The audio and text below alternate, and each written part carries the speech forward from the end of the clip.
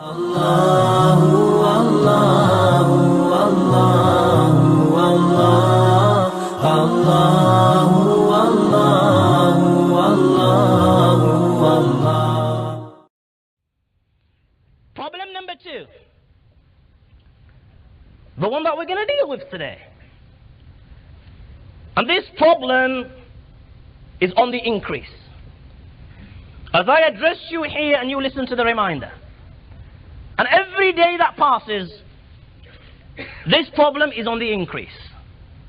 Not just within the youngsters. Like cancer is spreading. 40, 45 years of age, people that have been married for 20, 25 years. This is the scenario. All of a sudden, husband and wife have a quarrel. And things are warming up at home. Before you know it, the guy's lost his cool. Out of anger, he's gone and divorced his wife thrice. Talaq, talaq, talaq, or any other word that they may use. Divorce, divorce, divorce. And it always seems to be that he's given 3 talaq. Never will you ever hear that the guy's gone and given 1. Never. Never will anybody ever approach you saying that they've given their wife only 1 talaq. It is always 3. As if the damage cannot be done with 1. Now he's gone and given these 3 talaqs. The next stage, a few hours pass, or maybe a day or 2. He's come down from heaven. And he's cooled down. She's cooled down. All of a sudden they realize that they still love one another.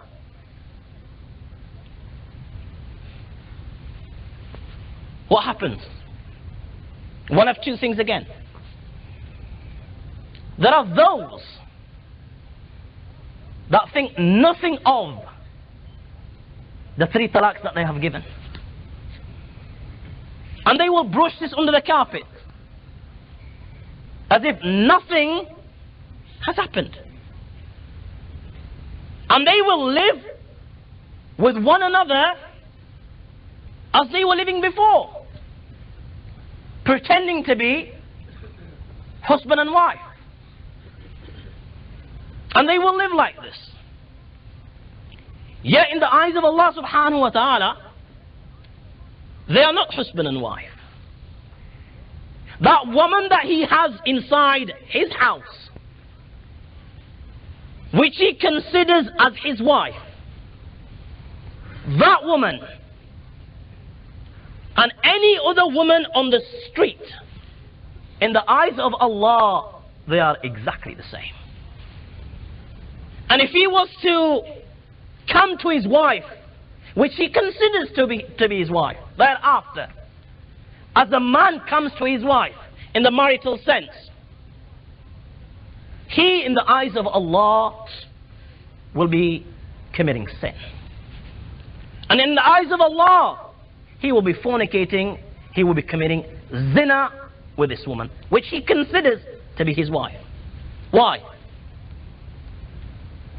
Before you marry any girl, that girl is haram for you to touch. Do you understand what I'm saying? In the marital sense. How does that girl become halal?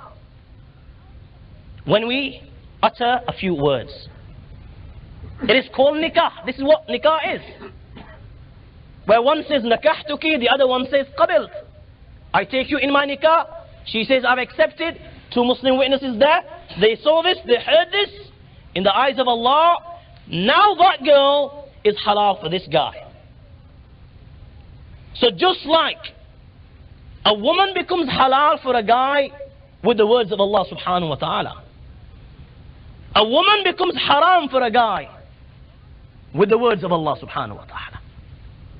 And the words which make this woman haram are the words of talaq, talaq, and talaq. How many people out there that live like this, where they have made a mockery of the teachings of the Quran? Because the Quran doesn't permit you to divorce your wife in this manner. Bang, bang, bang. The Quran doesn't permit you to do this. But they've made a mockery of the teachings of the Quran. And then because they can't face the big world out there, they can't face the people out there. What will people say when they come to know that he's done this? The guy can't face it, his in-laws. Nobody knows. The only people that know is me and her. We'll brush it under the carpet. Nobody will ever get to know. And there are hundreds that live like this. You'd be surprised. A woman rang me. She received, who Allah had given the tawfiq to repent. She had received 3 talaqs. And she lived like this with her husband for 2 years. Can you imagine? 2 years she has lived with this person she considers to be her husband. Because in the eyes of Allah, this guy's a nobody now. But she's lived with him. Why? Because she was fearing the consequences. Or what her family would say, what the people would say. And not at all concerned with regards to the Almighty Allah subhanahu wa ta'ala. And that a day will come that you will answer for this. And you will answer that you have lived 2 years of your life fornicating with a man that wasn't halal for you. Another woman rang. Her husband's given her talaq hundreds of times. And this is another thing, he doesn't think anything of it. And this happens. Only about 2-3 weeks ago, a brother rang that his wife demanded talaq. And she came down with a few guys asking for talaq. The guy didn't want to give talaq. She knew best. This was in their best interest, she said. Pressurized the guy, and the guy's gone and given all 3. After a week, she returns. She's now come with her head on her shoulder. And she still thinks that she loves him. And she comes and says, them 3 talaqs are not done, let's get back together. So this is one of 2 things that happens. The second scenario is this. That the guy gives these 3 talaqs. And this couple is such that they are aware of the laws of Islam. And they know the consequences. And they know that after uttering these words of talaq, the damage has been done. But after having played with the book of Allah, they will look for, as I call, Jimal fix-it, halalas. Or they will look for people that are sympathetic to their cause. People that will tell them that their talaqs and their divorce has not been done.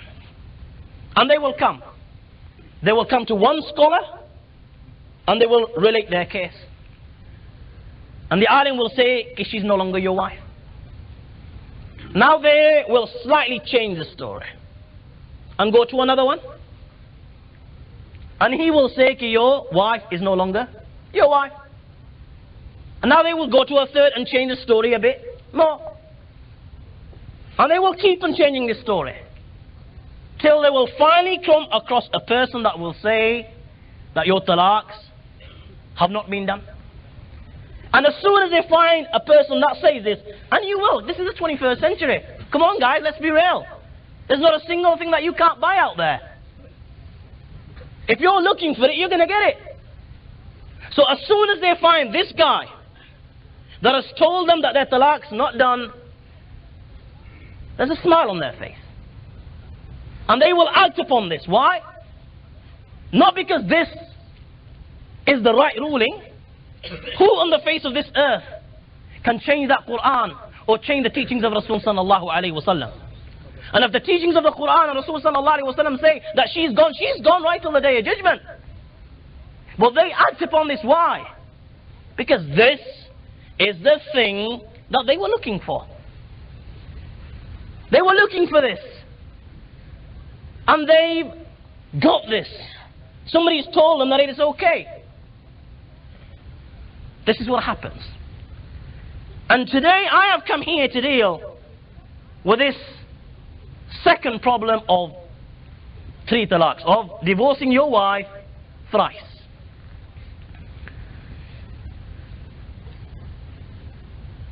How we play with the teachings of the Quran. How we ignore every single guideline Nabi Kareem sallallahu alayhi wa sallam set with regards to making a marriage work. We ignore everything. Then out of the blue, out of anger, we will go and we will divorce our wives. And then when we come round, all of a sudden, we're looking for somebody to help us at a time when nobody can help us. The question for today is, where are we going wrong with our marriages? At one time, you never even heard of divorce within Muslims. Look at our mothers and fathers. But just say, it doesn't work. And it's so possible that it doesn't work. Say you tried everything under the sun, and you've overlooked, and you were patient. But things are going berserk at home. The Quran mentions, if this is the case, things are going berserk at home. The Quran says, step number 1, فَعِذُوهُنْ. If things are going absolutely berserk, you will give them nasiha. You will advise them. Again, following the guidelines Quran has set, أُدْعُ إِلَى سَبِيلِ رَبِّكَ بِالْحِكْمَةِ وَالْمَوْعِظَةِ الْحَسَنَةِ. That you will give them nasiha and advise them with wisdom. Just like Nabi Kareem sallallahu alaihi wasallam would do. You would explain to them the benefit of obedience and what Allah subhanahu wa ta'ala will give them as a reward if they are obedient to their husbands.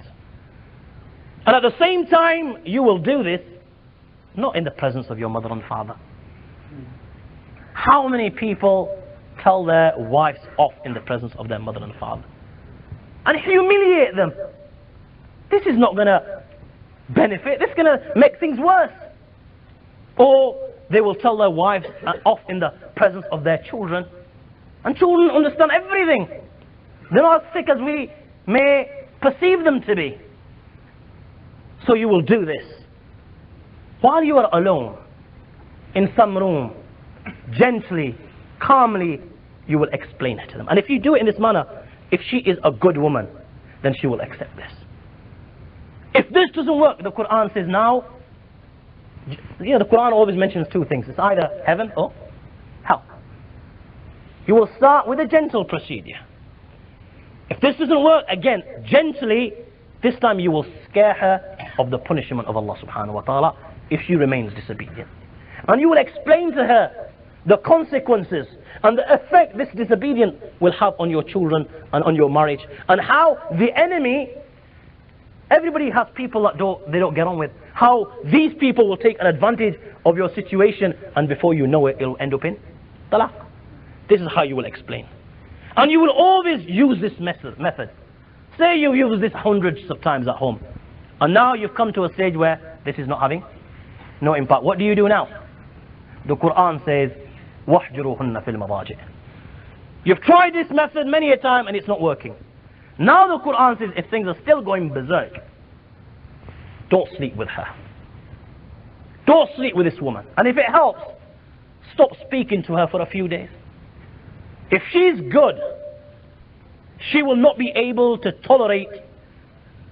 And if she really loves you from inside, no good woman, no obedient woman can tolerate such separation from her husband. And if she's good within, this separation, this not talking to her, this sleeping in a different bed or in a different room, will make her ask for forgiveness, and she will leave her disobedience. Say you've tried this hundreds of times. As a last resort, the Quran says, وَضْرِبُوهُمْ. Now you can hit them. Now I'm going to explain this verse in some detail. Why? Because many of us literally lay into them. Literally give them a battering. And then we justify this, Islamically it is permissible.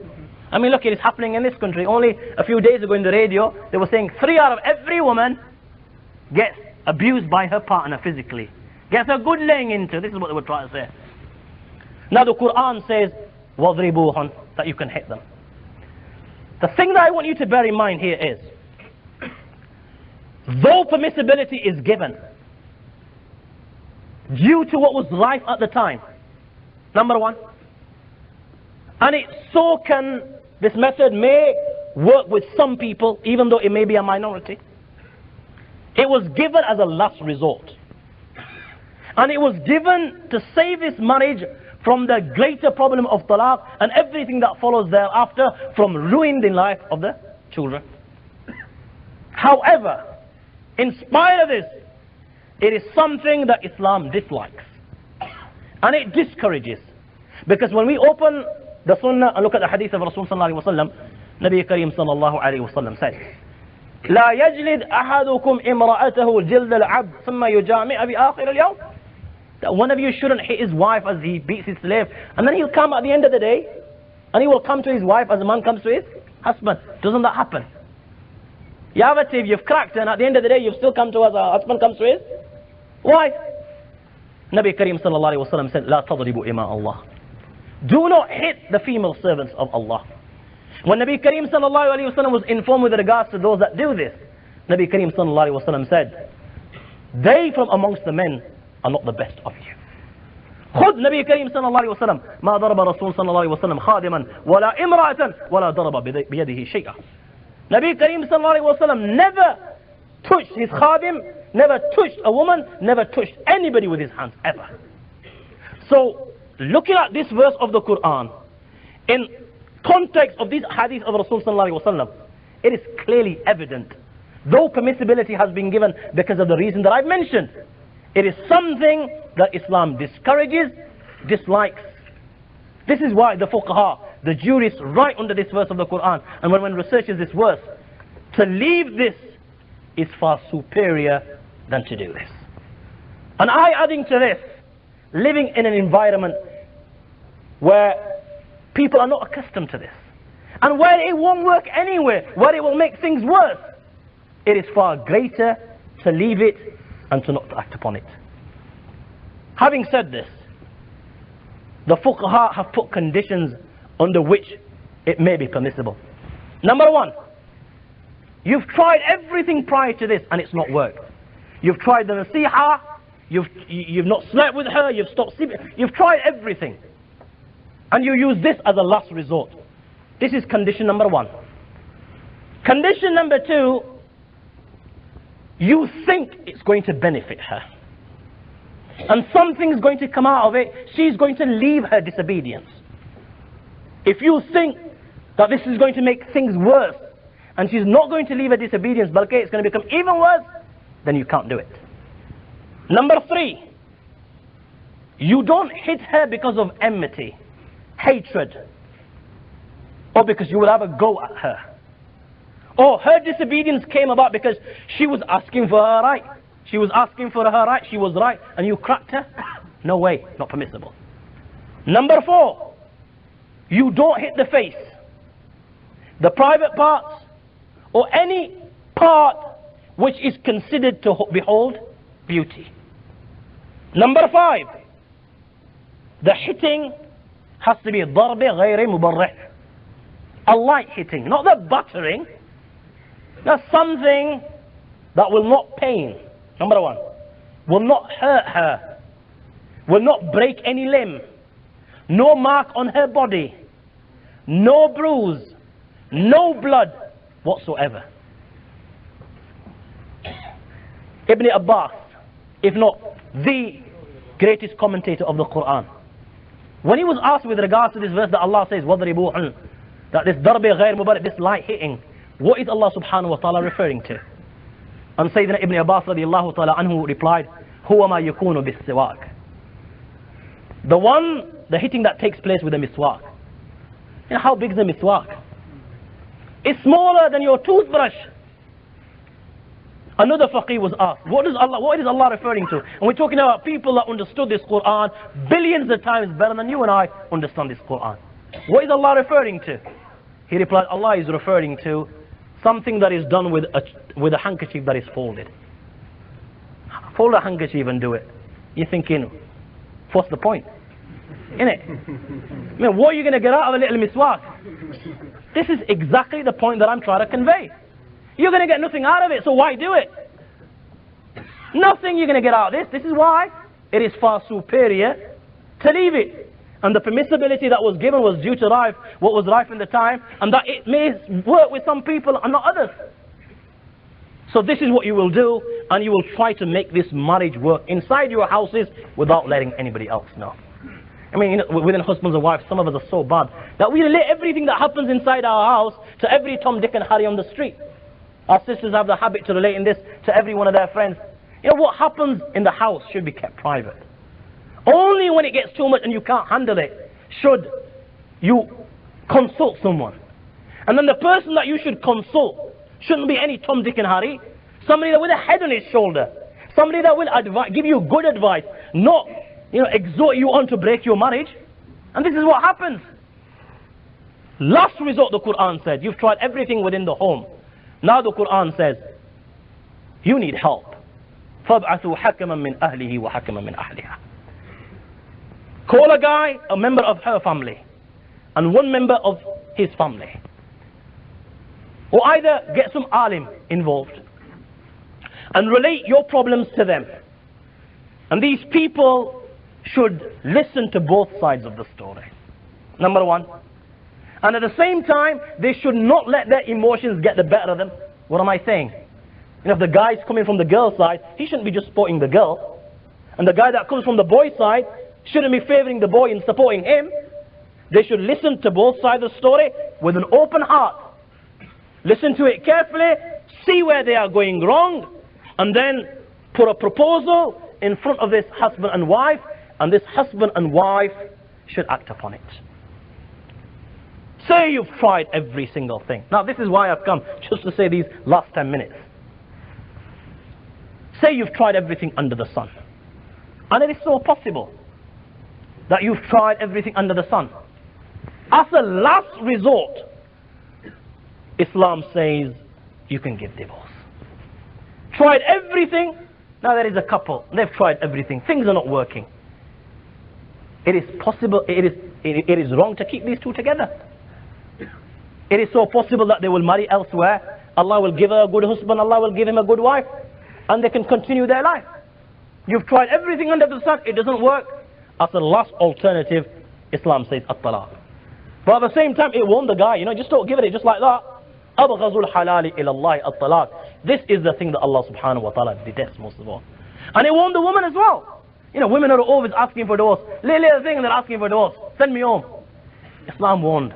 أيما امرأة سألت زوجها طلاقا من غير بأس فحرام عليه رائحة الجنة. If she was to ask for a divorce for any reason whatsoever, then the fragrance of Jannah is haram on such a woman. So this is as a last resort. And the thing that I came for was here. I want to get rid of this mentality. That you have to give 3 talaqs. And that you can only do damage by giving 3. This is something completely wrong. There is no such thing that you have to give 3 talaqs to do the damage. You can do damage in 1. Now listen very carefully here, because you'll be listening to things which you probably never heard before. You can do the damage in 1 talaq. Yes, in Islam there are 3 talaqs. Why are there 3? Because in the days of Jahiliyyah, people would abuse women. 10 talaqs, 20 talaqs, 1,000 talaqs. And there were those that would give 1 talaq or a few talaqs. And before the period, and then the women would have to say a period of waiting, iddat. Now before that period came to an end, they would take their talaq back. And then they would give another one.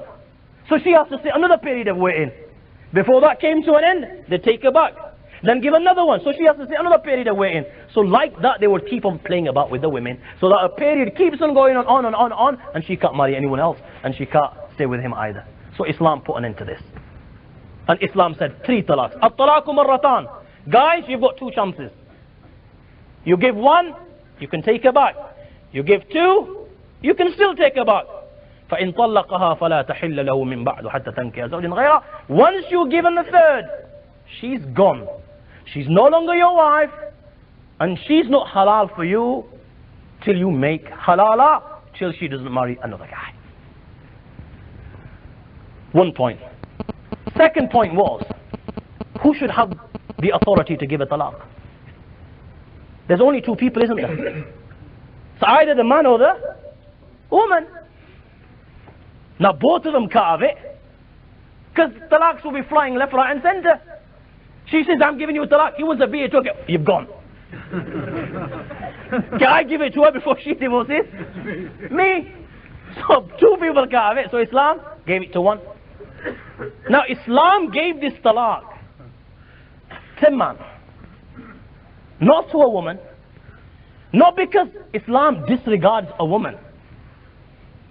Islam has given a woman such a status that no deen has ever given her, no culture has ever given her or will ever give her.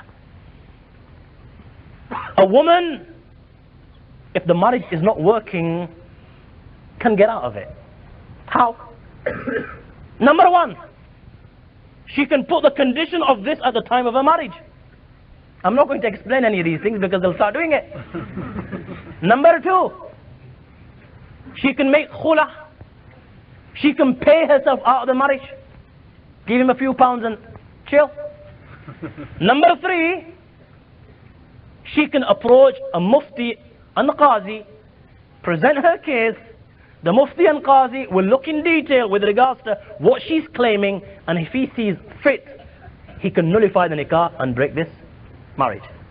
So a woman can get out of it in 3 different ways. So Islam gave it to the man. Why? Because out of the 2, the least likely to give talaq is the man. And this is what Islam wants. Islam is not encouraging divorce. Islam dislikes divorce. And the least out of the 2 to give talaq is the man. Why? Because a man has more control over his emotions than a woman. I'm not saying there are some women out there that by the grace of Allah that are better than men in this aspect. But in general, men have more control over their emotions than women, and thus are least likely to give talaq. Number 2, who's burdened with all the financial responsibilities? Come on, guys. It's like as if your wives are working here and paying for it all. Islam's burdened the guy with all the financial responsibilities. Who has to pay for all the wedding celebrations? And in Bradford it goes anywhere to about 20 grand. You know, tomorrow, if you spent 20 grand today, you're not going to be given a divorce that easy, are you? If 20 grand is going to come out of your pocket tomorrow, who paid for the dowry? You know, in the Arab world, by the grace of Allah, we are fortunate. Allah has given us good wives, good women that don't ask for that kind of women. They can ask. You know, 200, 300,000 reals, equivalent to 100 grand here.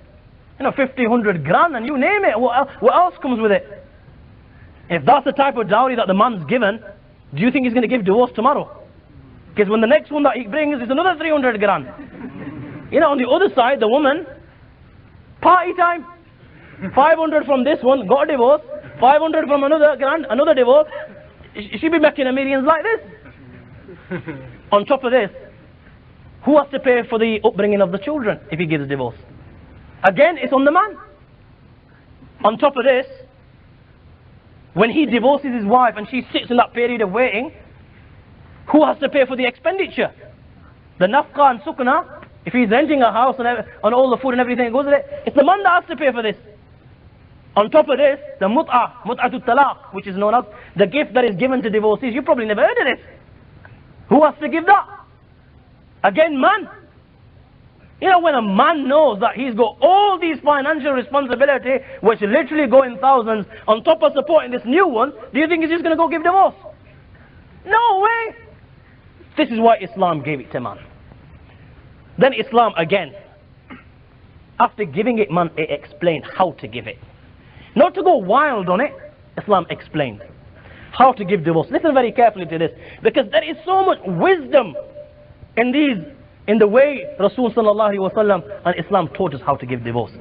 Islam said, you will give her one talaq, just one, in a period, pure period, in which you haven't come to her as a man comes to his wife. Do you know what I'm referring to when I say a man comes to his wife? In the marital sense. Yeah? You know, sometimes I don't know. I could go through this the whole bayan and then ask me what you're referring to.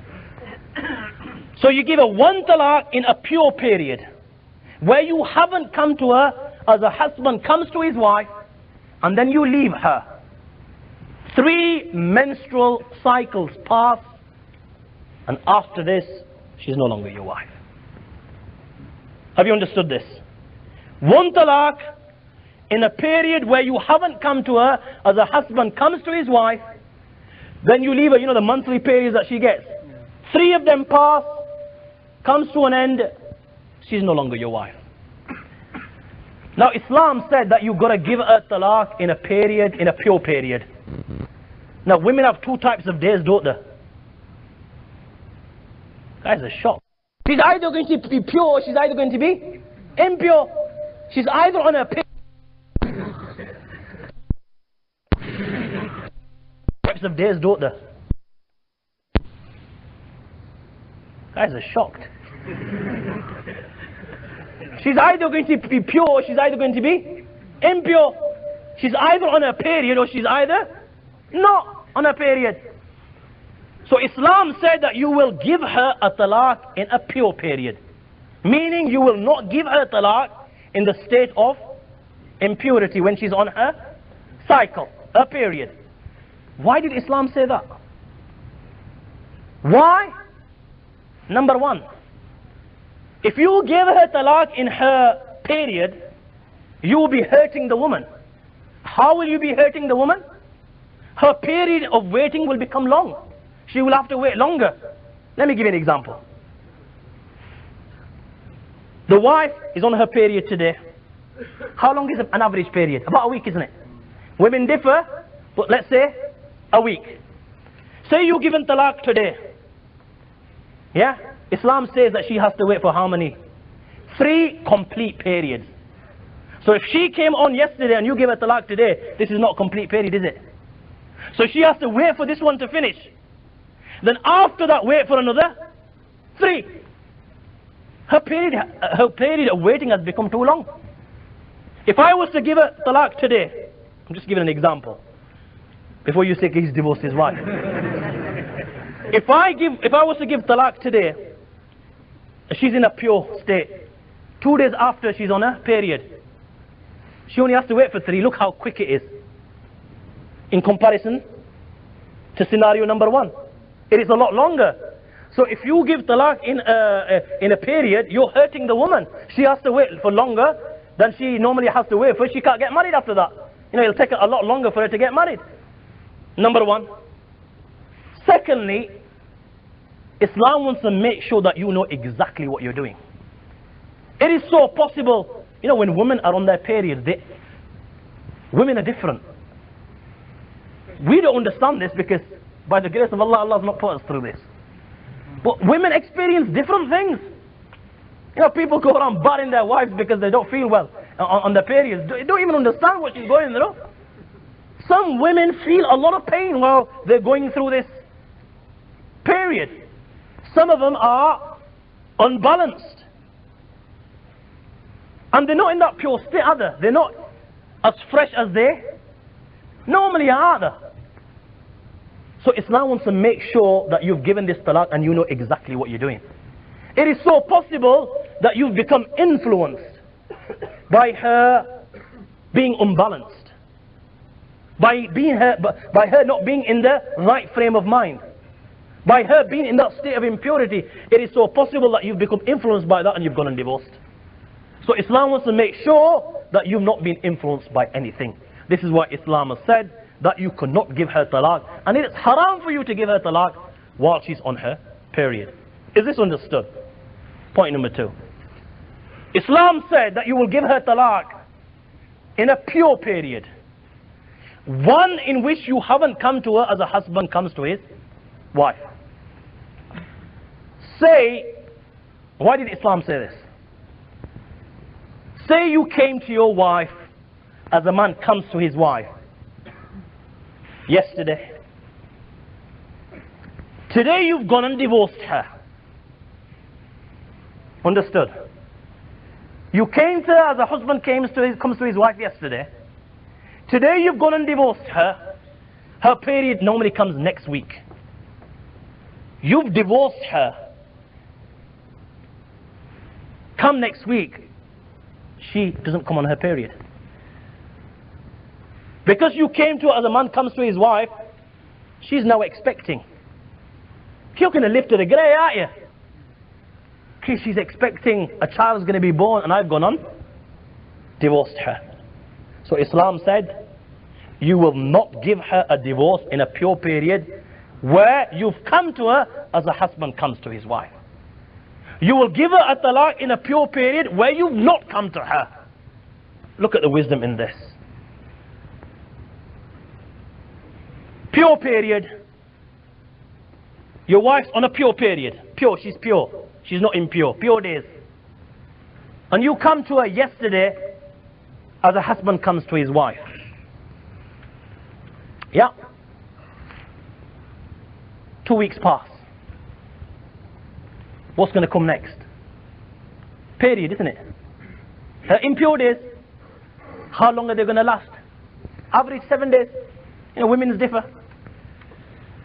Islam says, now, you know, the next pure period where you haven't touched her, give her 1 talaq now. Why does it say that? Look at the wisdom. Pure period, and you came to her as a husband comes to his wife. You haven't touched her after that. 2 weeks pass. Then 7 days of a period pass. How long has it been? 3 weeks. Do you think a man can stay away from his wife for that long? You know, when a woman's just on her period, some start to melt. Reality, we can't tolerate it. Sometimes it's too much for us. Now a person's been waiting, I've just given an example of 3 weeks. Now Islam says, give her 1 talaq. The person that's been waiting for 3 weeks, and then come that pure period where he's not touched her, and he goes and divorces her in spite of being inclined towards her, because you know we have needs, we have to fulfill them. If a guy's gone and divorced her 1 talaq after having waited for so long, that guy must know exactly what he's doing. This is why Islam said, give her 1 talaq when she's in a pure period where you've not touched her. Then Islam says, leave her now till 3 menstrual cycles pass. You know the beauty about this talaq is, after 3 menstrual cycles pass, in the eyes of God, this woman, after having received this 1 talaq, she's no longer your wife. Again, the beauty of this talaq is, say you, as everybody does, regret it. You gave her that 1 talaq. Before her 3 menstrual cycles come to an end, you've got a chance to take her back. That's how long Islam has given you. And if you want to take her back within that period, all you've got to do is come to her as a husband comes to his wife, or tell her that I've taken my talaq back, and she is your wife. But say that you don't want her back, then you won't do this, and you will leave her till her 3 menstrual cycles come to an end. 3 menstrual cycles come to an end, she's not your wife. Again, the beauty of this is, say 2 years down the line you regret what you did. the beautiful thing is, divorcing a woman in this manner, 2 years down the line, you began to see sense, and you want to go back to this woman. All you've got to do is to redo nikah with her, and you can marry her. Now do you understand the beautiful teachings of Islam? And we say Allahu Akbar on the teachings of Islam. And this is the only way. First of all, I'm telling you not to divorce. And I'm also telling you that before you ever divorce, you will resort to an alim. You will ask him before you do anything. But if it's going to be done, then it's better be done in this way. There are other ways, but I'm not going to tell you them other ways. Because this is the safest and the best for all of us. But we overlook this, don't we? We overlook all the teachings that I've mentioned prior to this, and we go for the kill. And we give all three at one go. And then after this, we're looking for a way out. Remember, and the excuse that everybody offers is that it was done in the state of anger. Who does it when he's laughing? Who does it when things are going rosy at home? You know, when things are comfortable at home, is anybody a fool to divorce his wife? Zahir Batin, the only time divorce takes place is when things are not going at home and you've lost the plot. Second thing, Nabi Kareem sallallahu alayhi wa sallam said, ثلاث جدهن جد وحزبهن جد النكاح الطلاق الرجعة. The three things, their reality is reality, and their joking is even a reality. And one of the things that Nabi Kareem sallallahu alayhi wa sallam mentioned was divorce. You know, even if you're joking with your wife and you divorce her, in the eyes of God, she's gone. Nikah is exactly the same thing. There's this girl sitting there, two Muslim witnesses. You've said to that girl, I've taken you in my marriage, and you're joking with her, and she's laughing as okay, I've accepted. In the eyes of God, you're married. So three things, their reality is their reality, and even their joking when they uttered in a jokingly manner, they are reality. And one of the things that Nabi Kareem sallallahu alayhi wa sallam mentioned is at-talaq. These three talaqs, if somebody gives three talaqs, then his wife is no longer his wife. And this is the opinion of all the fuqaha, the four great imams that have lived, that the world has ever seen. Imam Abu Hanifa holds this opinion. Imam Shafi holds his opinion. Imam Malik holds his opinion. Imam Ahmad holds his opinion. And what do they base their opinion on? On evidences like this. The verses of the Quran. الطلاق مرتان فإمساك بمعروف أو تسريح بإحسان. Number 2, the verse of the Quran. ومن يتعدى حدود الله إلى آخره. All these other verses of the Quran. وإن طلقتموهن من قبل أن تمسوهن لا جناح عليكم إن طلقتم النساء ما لم تمسوهن. The verse of the Quran. وللمطلقات متاع بالمعروف. On top of this, we've got all these hadiths of Rasul sallallahu alaihi wasallam. The hadith of Hazrat Aisha radiallahu ta'ala an, which has been recorded by Imam al-Bukhari. The hadith of Uwaymr al-Ajlani, which has been recorded by Bukhari and Muslim. The hadith of Rukan ibn Abd Yazid, recorded by Abu Dawud. The hadith of Ibn Umar, recorded by Dari Qutni. Again, the hadith of Ibn Umar, recorded by Imam Muslim. The hadith of Mahmud ibn Labid, recorded by Imam Nasai. The hadith of Ibrahim ibn Abdullah, recorded by Abdul Razzaq. The hadith of Ali, recorded by Dari Qutni. Then on top of this, there are all the narrations of the Sahaba radiallahu ta'ala majma'een and their fatwa. And on top of this, there is the ijma of the ummah that the three talaqs, when one gives three talaqs, then his wife is no longer his wife till she doesn't marry another man. And in spite of this, everybody goes for the hadith of Ibn Abbas. Yet, it was the Ibn Abbas, his hadith was abrogated, and Ibn Abbas himself would give fatwa to the contrary, that if a man gives three talaq to his wife, she's no longer his wife. This is why I say, we play with the book of Allah.